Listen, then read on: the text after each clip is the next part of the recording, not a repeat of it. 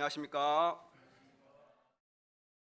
오늘 배울 말씀, 섬기러 오신 예수님은 전에 배운 그 26강 천국에서는 누가 크냐라는 말씀과 이제 맥락이 비슷하지만 그 한층 더 심화되고 깊은 말씀이라 할 수 있겠습니다. 말씀 제목이 섬기러 오신 예수님인데, 저는 이게 말씀을 준비하면서 섬김의 내면성이 없는 이렇게 자신의 모습으로 인해서 너무나 이렇게 좀 부끄러웠습니다. 그래서 이제 제가 좀 다리가 좀 안 좋고 해서 섬김의 내면성이 풍성한, 그래도 말씀에 저보다는 좀 덜 찔릴 것 같은 어거스틴 목자님께 이렇게 넘기려고 했습니다. 그래서 실제로 두 번을 부탁을 했습니다. 두 번을 부탁했는데 그런데 이제 목자님은 해주신다 했는데, 근데 성령께서 말씀을 붙드는 것이 이제 생명이다, 이런 음성을 주셔가지고 결국은 못 넘기고 이렇게 제가 섬기게 되었습니다. 하나님께서 제가 정말 이렇게 섬김의 내면성을 덧느끼를 원하심을 깨닫습니다. 제가 그 예수님의 섬김의 은혜로 섬김의 종이 될 수 있기를 기도합니다. 제가 이 시간 너무 부족한데 성령께서 붙들어 주시고 같이 은혜 나눌 수 있기를 기도합니다. 요절 같이 읽고 시작하겠습니다. 28절 시작. 인자가 온 곳은 섬김을 받으려 함이 아니라 도리어 섬기려 하고 자기 목숨을 많은 사람의 대속물로 주려 함이니라. 사람들은 한 번밖에 없는 인생, 어떻게 하면 의미 있게 살 수 있을까?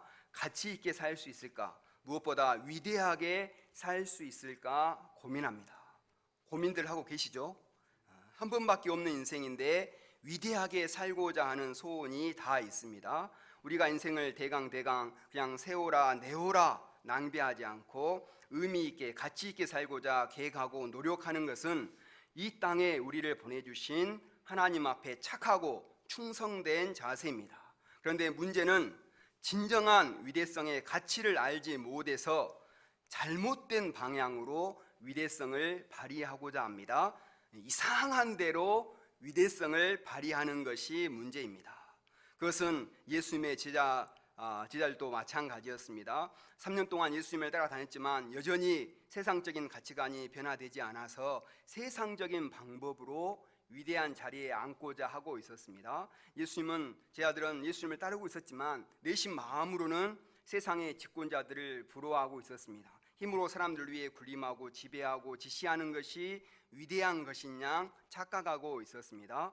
예수님은 이런 그들의 잘못된 가치관을 바로잡아 주시고 영적인 세계에서의 위대성은 어떠한가 가르쳐 주십니다. 또 예수님 자신은 어떤 길을 가고자 하시는가 분명히 제자들 앞에서 선포하셨습니다. 오늘 말씀을 통해서 영적 세계의 위대성을 배우고 그 가치관을 우리 마음에 새길 수 있기를 기도합니다. 또한 예수님을 본받아서 영적으로 위대한 자가 되고자 하는 소원으로 충만할 수 있기를 기도합니다. 7절을 보십시오. 예수님께서 예루살렘에 올라가시면서 12 제자들에게 말씀하셨습니다. 앞으로 이루어질 일에 대해 말씀하셨는데 18, 19절 다시 한번 읽어보겠습니다. 시작. 보라, 우리가 예루살렘으로 올라가노니 인자가 대제사장들과 서기관들에게 넘겨짐에 그들이 죽이기로 결의하고 이방인에게 넘겨주어 그를 조롱하며 채찍질하며 십자가에 못 박게 할 것이나 제3일에 살아나리라. 예수님은 예루살렘에 올라가서 당하실 고난에 대해서 또 그 후에 올 영광에 대해서 자세히 말씀해 주셨습니다. 고난과 영광의 말씀은 벌써 세 번째 말씀하십니다. 특히 이번에는 예수님이 당하실 고난에 대해 아주 자세히 말씀하십니다. 마치 예수님이 이 일을 당한 것처럼 아주 자세하게 말씀을 하십니다. 그래서 뒤에서 말씀을 살펴보면 예수님이 말씀하신 그대로 사건이 진행되는 것을 알 수 있습니다. 나중에 한번 성경 이렇게 확인해 보시면 알 수 있습니다.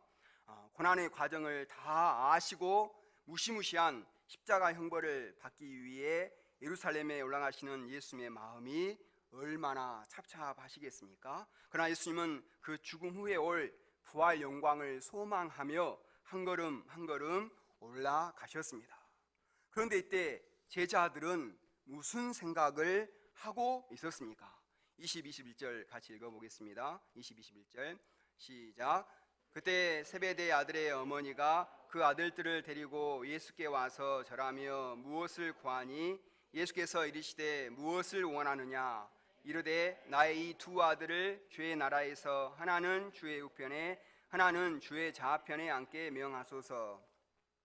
세베대의 아들은 요한과 야고보를 말합니다. 그의 어머니 살로메는 예수의 어머니 마리아와 친척지간이었다고 합니다. 또 예수님의 공생의 기간 동안 따라다니면서 섬기는 일을 했고 십자가에 돌아가실 때에도 그 곁을 지킬 만큼 공신이었습니다.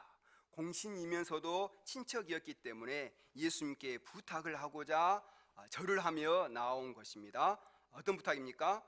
자신의 두 아들을 주의 나라에서 하나는 좌편에 우편에, 우리나라로 하면 뭡니까? 좌의정 우의정으로 이렇게 앉혀달라는 것입니다. 그녀도 예수님이 예루살렘에 올라가시면 틀림없이 헤롯 정권을 무너뜨리고 왕의 자리에 앉을 것이라 믿었습니다. 그때 두 아들을 이렇게 높은 자리에 앉게 해달라는 것입니다. 요한과 야고보는 무슨 찬스를 쓴 겁니까? 엄마 찬스를 쓴 겁니다. 요즘 유행하고 있는 엄마 찬스를 이때도 썼습니다. 그들은 베드로가 항상 이렇게 앞서가며 선수 치는데 이길 방법이 없는 거예요.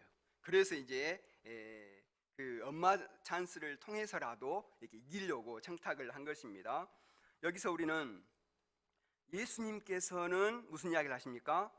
십자가의 고난과 죽음과 부활에 대해서 이렇게 심각하게 이야기하시는 상황에서 갑자기 어머니를 대동해서 좌의정 우의정 자리를 청탁하는 제자들의 모습에서 약간 이렇게 실소가 나오지 않습니까? 너무 언밸런스하지 않습니까? 이런 심각한 분위기에서 어머니가 갑자기 가지고 이렇게 좌의정 우의정 이렇게 청탁하는 거, 이를 통해 그들의 영적인 상태를 짐작해 볼 수 있습니다. 예수님께서 예루살렘에서 당할 일들을 3번씩이나 구체적으로 제 아들에게 말씀하시는 이유가 무엇입니까? 제 아들이 반드시 받아들여야 하는 복음의 핵심이기 때문입니다. 마치 고3 수험생에게 이제 고3 수험생 이야기 하니까 우리 이제 이번 주에 시험을 보는데 우리 평화 우리 소망이에게 하나님의 은혜 주시기를 기도합니다. 그래서 나온 김에 이렇게 기도했습니다. 그래서 고3 수험생에게 이 문제는 수능 시험 합격하려면 꼭 알아야 하는 중요한 문제니까 이 문제 틀리면 수능 떨어진다 이렇게 하면서 밑줄 긋고 별 표시 3개 해라 잉 이렇게 하면서 반복해서 가르치는 것과 같습니다. 그렇다면 그들은 전에 천국 비유를 듣고는 그 뜻을 알고자 예수님께 나와서 몰래 뒤에 나와 질문을 했습니다. 그때처럼 예수님의 고난과 죽으심에 대해서도 관심을 갖고 왜 십자가에 죽으셨다가 살아나셔야만 하시는가 묻고 그 의미를 깨닫고자 해야 마땅했습니다. 그런데 문제는 무엇입니까? 천국보화 말씀은 은혜롭지만 십자가의 복음은 부담스럽고 받아들이기가 힘들다는 것입니다. 그래서 제자들은 처음에는 반발하다가 근심하고 이제는 어떻습니까? 아예 귀를 막아버리고 듣기를 거부해 버렸습니다. 말씀을 듣고도 곧바로 흘려버렸습니다. 말씀을 흘려버리면 문제도 흘러가면 좋은데 문제가 흘러갑니까? 그러지 않죠. 제 아들은 십자가 앞에서 넘어져 가지고 실족하게 되었습니다. 다 예수님을 버리고 도망갈 수밖에 없었습니다. 사람들은 말씀을 들어도 주로 자신의 문제에 관련된 또 듣기 좋은 말씀만 귀 기울여 들으려고 합니다. 그리고 그 밖의 말씀은 별로 관심이 없고 들어도 흘려버립니다. 이런 사람들은 결코 영적인 깊은 세계에 들어갈 수가 없습니다. 얕은 신앙의 물가에서 첨벙대는 어린애와 같은 신앙생활을 할 수밖에 없습니다. 우리는 주님의 모든 말씀을 관심을 갖고 들어야 합니다. 특히 십자가와 부활의 말씀은 잘 곰곰이 새겨서 들어야 합니다. 딱딱하고 어려운 말씀이라도 소원을 가지고 배우고자 해야 합니다. 우리 칠부가 이번 가을 수양회 때 그 어렵다는 그 욥기 말씀으로 이렇게 수양을 하고자 할 때 처음에는 이렇게 어려움이 많았습니다. 욥기 말씀이 이렇게 투쟁된 것도 없고 욥기 수양이 또 다른 데서 한 데도 없어서, 그러나 은혜 주실 것을 믿고 도전했을 때 고난에 대한 가치관을 새롭게 하며 기쁨이 충만했습니다. 특히 욥기 골든벨을 준비하면서 읽어도 헷갈리고 이해가 안 되고, 우리 미송자님이 읽어도 그냥 그게 그 말씀인가 그렇게 헷갈리도록 했는데, 우리 똑똑한 미송자님 그 정도면은 저는 그냥 엄두도 안 나더라고 이렇게. 이렇게 했는데 반복해서 노력할 때 욥의 종금 같은 신앙을 조금이나마 배울 수가 있었습니다. 이렇듯 딱딱하고 어려운 말씀이라도 소원을 가지고 배우고자 하면 말씀의 깊은 맛을 느끼게 되고 깊은 신앙을 소유할 수 있는 것입니다. 우리 지금 이제 전 동역자가 이렇게 돌아가면서 아침에 새벽에 이제 양식 말씀과 또 양식 소감을 은혜롭게 발표하고 있습니다. 그런데 이제 이 양식 말씀을 몇 년만 꾸준히 보면 성경 일독한지 아신가요? 4년. 4년만 양식 말씀을 꾸준히 보면 자동적으로 성경 일독을 할 수 있습니다. 근데 이제 한번 제가 생각해 봤어요. 이제 양식 말씀을 꾸준히 보면서 성경 말씀도 보고 거기에 뭐 길든 짧든 이제 소감도 이렇게 쓰면서 이렇게 다 부른다고 하면 4년 뒤면 어떻겠습니까? 자기가 성경 전체에 대해서 소감을 쓰게 되는 겁니다. 와, 우리 신자들이 할 수 있는 위대한 일 중에 하나 아닌 것 같습니까? 이렇게 자기가 성경 전체 말씀에 대해서 살펴보고 거기 소감을 쓸 수 있다는 거, 나중에 자식들한테 자랑할 수도 있을 것 같아요. 가요? 저는 이거 깨닫고 이게 내 도전해야겠다. 성경 전체 소감 써본 적 있으세요? 창세기부터 요한계시록까지 다 이렇게 살펴보고 거기에 대해서 어떤 말씀인지 짧게라도 없으잖아요, 그죠? 한번 도전해볼 만한 이렇게 됩니다. 이런 분은 또 성경 말씀에 대해서 이해와 깊이가 크게 성장할 줄로 믿습니다. 요즘 또 온천센터 목자님의 양식 소감이 크게 은혜로 다가오고 있는데, 제가 먼저 회개하고 양식 소감을 목자님 같이는 못 쓰겠더라고요. 못 쓰더라도 조금씩 꾸준히 쓰도록 하겠습니다. 이런 부탁에 대한 예수님의 대답이 어떠합니까? 22절 같이 읽어보겠습니다. 시작. 예수께서 대답하여 이르시되 너희는 너희가 구하는 것을 알지 못하는도다. 내가 마시려는 잔을 너희가 마실 수 있느냐? 그들이 말하되 할 수 있나이다. 너희는 너희가 구하는 것을 알지 못하는도다. 그들은 자신들의 청탁이 무엇을 의미하는지를 몰랐습니다. 예수님이 예루살렘에 올라가시면 왕의 자리에 앉는 것이 아니라 십자가에 못 박히게 됩니다. 그러면 좌우편에 앉게 해달라고 부탁을 하면 무엇을 해달라는 겁니까? 십자가 좌우편에 박히게 해달라는 것입니다. 그들은 자신들이 무엇을 구하는지도 모르고 위험한 청탁을 하고 있었습니다. 내가 마시는 잔을 너희가 마실 수 있느냐? 예수님이 마시는 잔은 십자가의 쓴 잔입니다. 고난의 쓴 잔, 죽음의 쓴 잔입니다. 그런데 그들은 예수님의 잔을 승리의 축배로 생각했습니다. 그래서 자신 있게 대답했습니다. 할 수 있나이다. 그들은 세상 영광에 대한 헛된 기대감 때문에 자신들이 무슨 말을 하는지도 몰랐습니다. 이에 예수님은 말씀하십니다. 23절 같이 읽어보겠습니다. 시작. 이르시되 너희가 과연 내 잔을 마시려니와 내 좌우편에 앉는 것은 내가 주는 것이 아니라 내 아버지께서 누구를 위하여 예비하셨든지 그들이 얻을 것이니라. 요한과 야고보는 자신들이 잔을 마시겠다고 장담했기 때문에 그 소원대로 고난의 잔을 마시게 된다는 것입니다. 실제로 야고보는 사도들 중에서 가장 먼저 순교의 잔을 마셨습니다. 요한도 펄펄 끓는 가마솥에 던져져서 순교 직전까지 갔다가 후에는 반모섬에 유배되어 가장 오래 살면서 많은 고난을 겪었습니다. 이처럼 고난은 당하게 되겠지만 자리는 예수님도 어떻게 하실 수는 없고 오직 하나님의 주권에 달린 문제라는 것입니다. 24절에 보면 다른 10 제자들도 듣고 두 사람에 대해 분이 여겼다고 했습니다. 이를 보면 두 제자만 야심이 있었던 것이 아니고 다른 제자들도 다 마찬가지로 꿍꿍이 속이 있었습니다.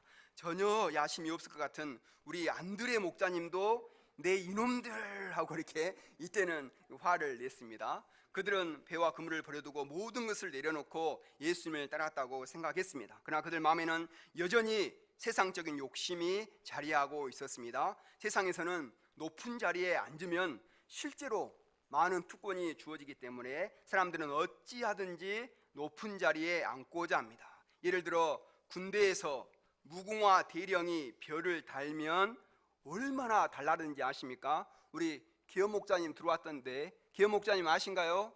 무궁화가 별을 달면 얼마나 달라는지 아셔요? 아시는 걸로. 예. 그 수십 가지가 이렇게 달라진다고 합니다. 먼저는 각종 행사에 별이 참석하면 예포가 발사됩니다. 이렇게 대포가. 다른 사람들은 발사 안 하는데 장성이 오면 이렇게 대포가 이렇게 예포가 발사되고, 또 예포도 별 하나가 다르고 별 두 개가 다르고 별 세 개가 다릅니다. 또 장군이 오면 군악대가 연주해 줍니다. 이렇게 또 하나 둘 셋이 또 달라요. 달라 이렇게 해주고, 또 정복에다가 금으로 수놓는 이렇게 꽃봉오리 무늬를 대주고, 전투화 대신 저기 장군화입니다. 장군화. 신발도 달라지. 신발도 총도 옆에 이게 그 업된 이렇게 뭐 명칭이 있었는데 제가 럭셔리한 걸 지급되고, 또 대통령으로부터 이제 무슨 검인지 아신가요? 탐정검이라고 이렇게 진검도 이렇게 수여받게 됩니다. 지급되는 수용차도 레벨이 달라지고, 결정적으로 뭘 탈 수 있습니까? 헬기를 탈 수 있어요. 헬기를. 장군 되면 헬기 타고 이렇게 이동이 가능합니다. 또 퇴직 후에 고액 연금이 보상되고, 또 족보에도 뭘로 기록됩니까? 장군으로 기록돼요. 장군 평생 장군이 이제 족보에도. 와, 이러니까 이렇게 높은 자리를 이렇게 탐할 만합니다. 오늘날도 이러는데 예수님 당시는 어떻겠습니까? 로마 총독이나 장교들은 더 많은 특권을 누렸습니다. 그래서 제알도 이런 세상적 욕망에 유혹을 받은 것입니다. 이들이 예전에는 이런 꿈을 꿀 수 있었습니까? 꿀 수 없었죠. 촌놈이었으니까. 근데 능력 많으신 예수님 덕에 한 자리 차지해 보고자 하는 야심이 생긴 것입니다. 어떻게 보면 더 타락해 버렸어요. 이렇게 순수했던 청년이 이제 타락해 버리는. 그래서 예수님은 이런 제자들을 불러다가 조근조근 이렇게 예수님의 세계는 어떤 것인가 조근조근 말씀해 주셨습니다. 25절에서 27절까지 우리 조근조근 한번 읽어보도록 하겠습니다. 25, 27절 시작. 예수께서 제자들을 불러다가 이르시되 이방의 집권자들이 그들을 임으로 주관하고 그 고관들이 그들에게 권세를 부리는 줄을 너희가 알거니와 너희 중에는 그렇지 않아야 하나니 너희 중에 누구든지 크고자 하는 자는 너희를 섬기는 자가 되고 너희 중에 누구든지 으뜸이 되고자 하는 자는 너희의 종이 되어야 하리라. 예수님은 제 아들이 왜 높은 자리를 탐하는가 그 속셈을 아시고 지적하셨습니다. 세상의 집권자들이 임으로 이렇게 주관하는 것을 보고 부러워했기 때문입니다. 높은 자리에 앉게 되면 자기 마음대로 권세를 부립니다. 손가락 하나로 이렇게 이 사람 저 사람에게 지시하고 종 다루듯이 합니다. 다른 사람에 의해서 군림해서 온갖 특권을 누리고, 그래서 당시 세상 집권자들은 재산, 노동력뿐만 아니라 심지어 무엇까지도 좌우했습니까? 목숨까지도 이 손가락으로 이렇게 좌지우지했습니다. 세상 집권자들에게 억울하게 당해도 무슨 말을 할 수가 없었습니다. 그래서 사람들은 억울하면 뭐랍니까? 너도 출세해라. 억울하면 너도 출세해. 우리 부모님들이 이렇게 말씀하고, 우리 아버지도 저한테 이렇게 말씀 많이 하셨는데, 그래서 출세해서 너도 높은 자리에 앉아서 권력을 휘둘 수 있어. 그래서 이를 부득부득 갈면서 높은 자리에 오르고자 하고, 높은 자리에 오르면 자기의 이 권세를 부리면서 한을 풀고 군림하고 특권을 누리고자 합니다. 이것이 세상에 반복되는 역사입니다. 그렇죠? 세상에 반복되는 역사입니다. 그러나 예수님은 뭐라고 하십니까? 너희 중에는 그렇지 않아야 하나니. 너희 중에는 그렇지 않아야 하나니. 제자들은 달라야 한다는 것입니다. 영적인 세계에서는 달라야 합니다. 세상 나라와 하나님 나라가 똑같으면 예수님이 이 땅에 오셔서 하나님 나라를 건설하실 이유가 없습니다. 예수님은 다른 나라를 건설하러 오셨습니다. 어떻게 다릅니까? 크고자 하는 자는 어떤 자가 되고요? 섬기는 자가 되고, 으뜸이 되고자 하는 자는 종이 되어야 하리라. 세상에서 큰 자가 되면 높은 데 앉아서 부리고 지시하지만, 영적인 세계에서 큰 자는 오히려 낮아져서 섬겨야 합니다. 으뜸이 되고자 하는 자는 종이 되어야 합니다. 종은 노예를 말합니다. 목사님 사진 보면 그죠?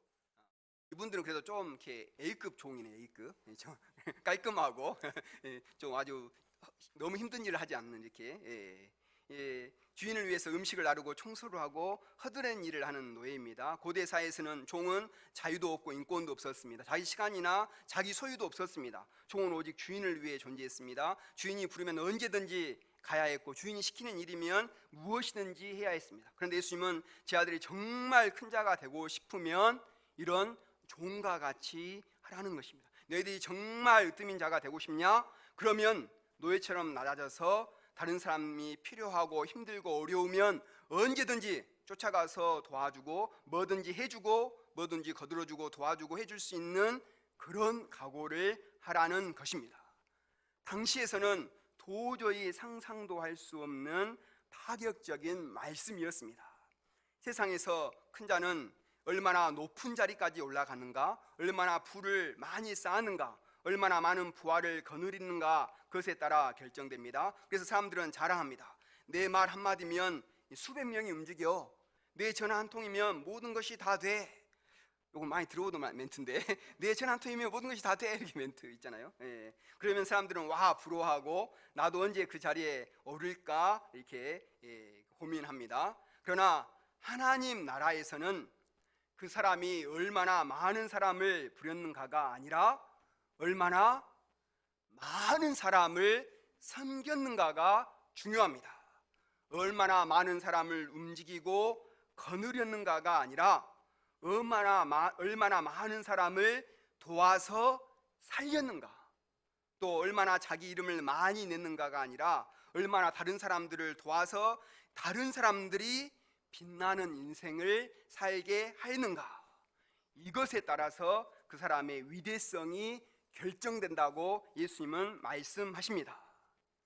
예수님이 왜 역사 속에서 가장 위대한 삶을 사셨습니까? 예수님이 높은 자리에 앉아 권력을 부렸기 때문이 아닙니다. 그 많은 능력을 과시하며 또 많은 사람을 자기 발 아래 굴복시켰기 때문이 아닙니다. 오히려 예수님은 그 반대의 삶을 사셨습니다. 28절 같이 읽어보도록 하겠습니다. 시작. 인자가 온 것은 섬김을 받으려 함이 아니라 도리어 섬기려 하고 자기 목숨을 많은 사람의 대속물로 주려 함이니라.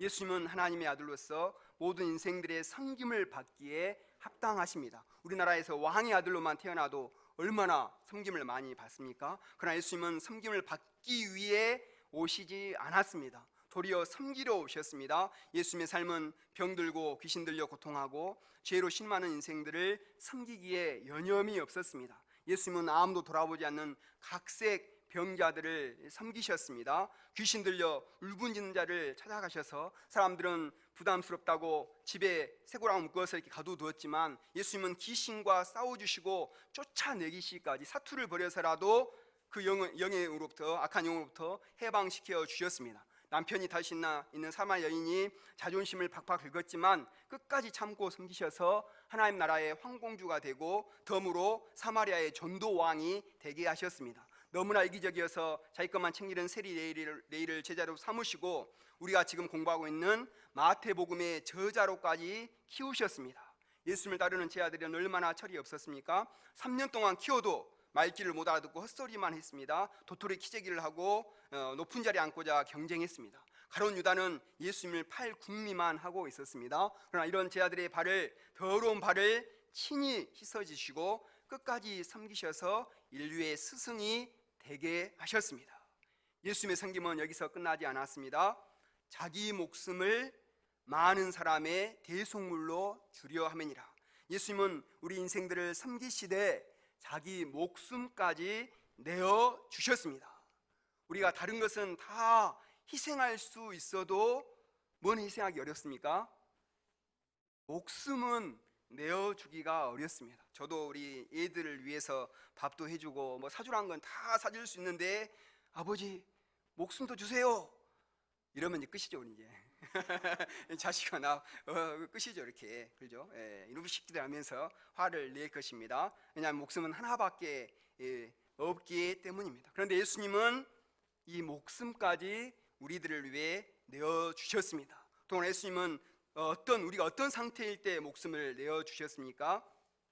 로마서 5장 7, 8절을 같이 읽어보겠습니다. 5장 7, 8절 시작. 의인을 위하여 죽는 자가 쉽지 않고 선인을 위하여 용감히 죽는 자가 혹 있거니와 우리가 아직 죄인 되었을 때에 그리스도께서 우리를 위하여 죽으심으로 하나님께서 우리에 대한 자기의 사랑을 확증하셨느냐. 우리가 아직 연약할 때, 우리가 죄인 되었을 때, 우리가 하나님과 원수 되었을 때 그리스도께서 우리를 위하여 죽으심으로 하나님께서 우리에 대한 자기의 사랑을 확증하셨다고 하셨습니다. 이런 섬김은 일찍이 인류 역사 속에 본 적이 없었습니다. 여기서 대속물은 속죄 제물을 말합니다. 희생양을 말합니다. 죄에 대한 대가로 목숨을 바치는 것입니다. 우리가 죄를 범해서 우리가 그 죄 대가로 죽어야 하는데 예수님이 대신 죽으신 것입니다. 우리 죄를 다 뒤집어 쓰시고 대신 십자가 제단에 자기 목숨을 바치셨습니다. 대속제물로, 희생제물로, 희생양으로 죽으셨습니다. 자기는 아무 잘못도 없는데 대신 죄를 뒤집어 쓰고 속죄제물이 된다는 것은 얼마나 억울한 일입니까? 우리는 가끔 어떤 사람들이, 특히 정치인들이 자기는 아무 잘못도 없는데 이렇게 희생양이 되었다고 하소연하며 기자회견하는 것을 많이 봅니다. 자신의 억울함을 증명하기 위해 기를 쓰고 법적 소송을 제기합니다. 그러나 예수님은 아무 죄가 없으시지만 모든 수치를 짊어지고 스스로 십자가의 길을 가셨습니다. 빌라도의 법정에서 얼마든지 소명할 기회가 있었지만 침묵으로 wilgan하셨습니다. 12군단이 되는 더 천사들을 동원하여 군병들을 물리칠 수도 있었지만 그렇게 하지 않으셨습니다. 내가 정말 하나님의 아들이면 십자가에서 내려오라. 사람들이 막 조롱했지만 끝까지 십자가에서 내려오지 않으셨습니다. 십자가에서 뼈가 으스러지고 몸이 찢어지는 고통을 당하면서도 끝까지 마취제에 해당하는 신포도주를 거부하셨습니다. 모든 비난과 모든 수치와 모든 오해와 모든 아픔과 모든 고통을 다 자기 몸에 담당하시고 다 짊어지시고 물과 피를 다 쏟으시고 돌아가셨습니다. 마지막 순간까지 누구도 원망하지 않으셨습니다. 다 이루었다. 아버지여 내 영혼을 주께 의탁하나이다. 저들을 사하여 주옵소서. 마지막 순간까지 다른 사람을 위해서 기도할지언정 원망하거나 탓하지 않았습니다. 이는 자기 자신이 온전한 대속물이 되고자 결단하셨기 때문입니다. 인자가 온 것은 섬김을 받으려 함이 아니라 도리어 섬기려 하고 자기 목숨을 많은 사람의 대속물로 주려 함이니라. 이 예수님의 섬김 때문에 내가 살아났음을 믿습니다. 이 예수님의 희생 때문에 내 죄가 사해졌음을 믿습니다. 이 예수님의 헌신 때문에 하나님과 화목해 되어서 하나님을 감히 아빠, 아버지라 부르게 되었습니다. 이 예수님의 섬김 때문에 내가 새롭게 거듭나 새로운 피조물이 되었습니다. 그렇지 않습니까? 예수님의 섬김과 희생을 찬양합니다. 그렇다면 우리가 이제 어떤 삶을 살아야 하겠습니까? 고린도후서 5장 15절 이렇게 말합니다. 한번 같이 읽어보겠습니다. 시작. 그가 모든 사람을 대신하여 죽으심은 살아있는 자들로 하여금 다시는 그들 자신을 위하여 살지 않고 오직 그들을 대신하여 죽었다가 다시 살아나신 이를 위하여 살게 하려 함이라. 우리가 이제는 우리를 위해 이기적으로 살아서는 안 되겠습니다.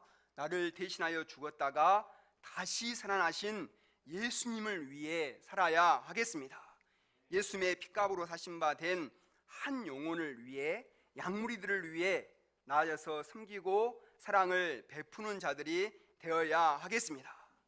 이것은 세상적으로 빛이 나거나 누가 알아주는 것이 아닙니다. 이 땅에서 많은 혜택을 누리지 못할 수도 있습니다. 우리가 무슨 일 할 때 누가 좀 알아주고 하면 얼마나 좋습니까? 힘이 나서 더 합니다. 그런데 양들의 생명을 살리는 일은 누가 알아주지 않습니다. 오히려 조롱을 당하기도 하고 배신을 당하기도 합니다. 희생하고 헌신한 데는 남몰래 헛이라는 것은 남몰래 썩는 것입니다. 그러니까 억울하고 그렇게 하고 싶지를 않습니다. 그러나 우리가 이처럼 헌신하고 희생할 때 예수님처럼 부활 영광에 참여하게 될 것을 믿습니다. 많은 생명의 열매를 맺고 천국에서 해같이 빛나게 될 것을 믿습니다. 이런 인생이 하나님께서 인정하시는 진정으로 위대한 인생임을 믿습니다. 희생의 가치가 클수록 사람들은 잘 몰라줍니다. 그리고 당대에는 잘 모르는 경우가 많습니다. 그러나 나중에 알게 됩니다. 결국 천국에 가서는 밝히 뚜렷하게 알게 될 것입니다. 우리가 이것을 믿고 낙심하지 말고 섬길 수 있기를 기도합니다. 우리나라에서 가장 복음화율이 높은 지역이 어딘지 아신가요? 전남 신안군인데 몇 프로? 35%가 기독교 신자입니다. 원래 신안은 섬지방은 어때요? 이 우상이 훨씬 심하거든요. 우리 세진 목사님 제주도 큰 서민들이 이렇게 하는데, 그런데 여기에 미신이 강하고 가난했던 지역인데요. 문중경 전도사님, 우리 수양회 여기를 갔죠. 전도사님이 여러 섬지방을 다니면서 병들고 고통하는 자들을 섬기셨기 때문에 수많은 교회들이 세워지고 미신이 강하고 가난한 섬이 무슨 섬으로 바뀌게 된지 알아요? 천사의 섬으로 바뀌었다고 그랬습니다. 천사의 섬. 우상 숭배와 가난과 이런 미신이 지배했던 섬이 한 사람으로 인해서 천사의 섬으로 바뀌게 되었습니다.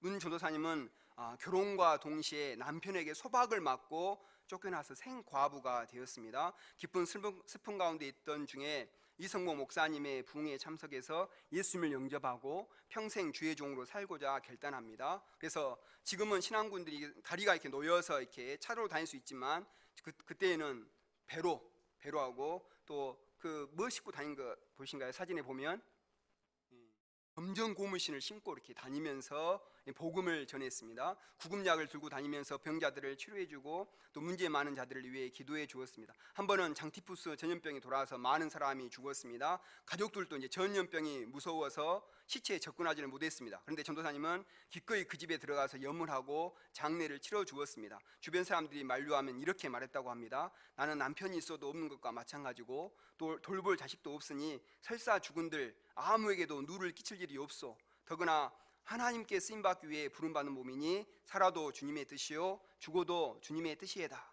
아무 걱정 마시고 기도나 해주시오. 이렇게 말하고 이렇게 갔습니다.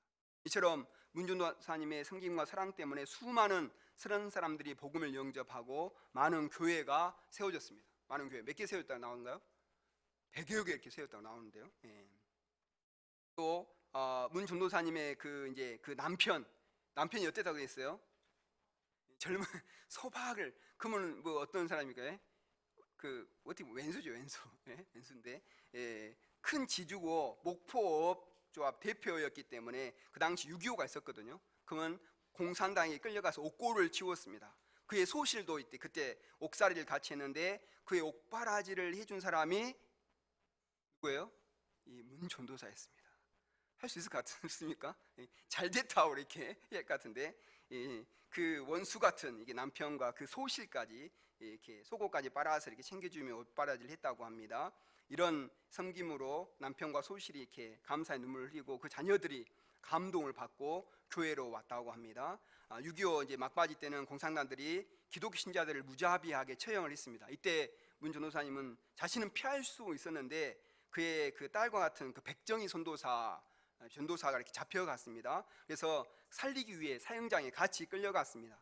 그 전도사님은 문 전도사를 이렇게 살리기 위해서 이렇게 공산당들이 이렇게 맞아 죽어가면서까지 이 100전도사만은 살려달라고 예언을 했습니다. 그래서 공산당들은 문 전도사를 이렇게 때리고 나중에 확인 사살까지 하면서 죽였습니다. 그런데 신기하게도 100전도사는 총알이 아깝다면서 안 죽였습니다. 신기하게. 이제 문 전도사한테 다 쏴버렸으니까 이제 총알이 아깝다고 100전도사는 이렇게 살려주었습니다. 그래서 이제 문 전도사는 50년 10월 5일 백사장에서 이제 하나님 아버지 내 영혼을 받아 주옵소서 이렇게 마지막 말을 남기고 순교했습니다. 그녀가 이제 59세였습니다. 그녀는 연약한 여자의 몸으로 여러 섬마을 다니며 복음을 전하고 양떼들을 섬긴 영적인 어미였습니다. 또 백전도사 한 사람을 살리기 위해 자신의 목숨까지 대속 제물로 내어놓았습니다. 그렇게 또 살아남은 백전도사님은 또 50년 동안 수많은 사람을 섬기고 또 80세에 하나님 나라로 갔습니다. 문 전도사님, 백 전도사님 이분들의 섬김으로 한국교회 기둥 같은 목회자들이 많이 세워졌습니다. 그 중에 치유상담가인 정태기 목사님은 이렇게 말했습니다. 그 다음 장. 문 전도사님의 불같은 사랑, 불덩어리 같은 몸의 언어를 저는 기억합니다. 그분은 예수님의 심장을 가지고 신앙혁명, 생활혁명, 인간혁명을 일으킨 거룩한 성녀였습니다. 예수님의 이 섬김과 사랑이 한 많은 한 여인의 인생을 이렇게 위대하게 만들어 놓았습니다. 섬김은 또 다른 섬김을 낳습니다. 억압은 또 다른 억압을 낳지만 섬김은 또 다른 섬김의 역사를 창조합니다. 예수님이 섬김과 희생의 역사를 시작하셨기 때문에 이 땅에 섬김의 역사가 시작된 것입니다. 그래서 지금도 각 곳에서 이름도 없이 빛도 없이 한 영혼을 부여잡고 섬김과 사랑을 실천하는 분들이 많이 있습니다. 우리 선교사님들이 그러하고 우리 목자님들이 그러하고 우리 사모님들이 그러합니다. 이번에 오신 우리 모스크바 아브라함송 사라송 선사님 이렇게 이야기 들어보니까 거기는 이혼율이 몇 프로인지 알아요? 90%가 넘는답니다. 아버지 얼굴을 거의 다 모른대요.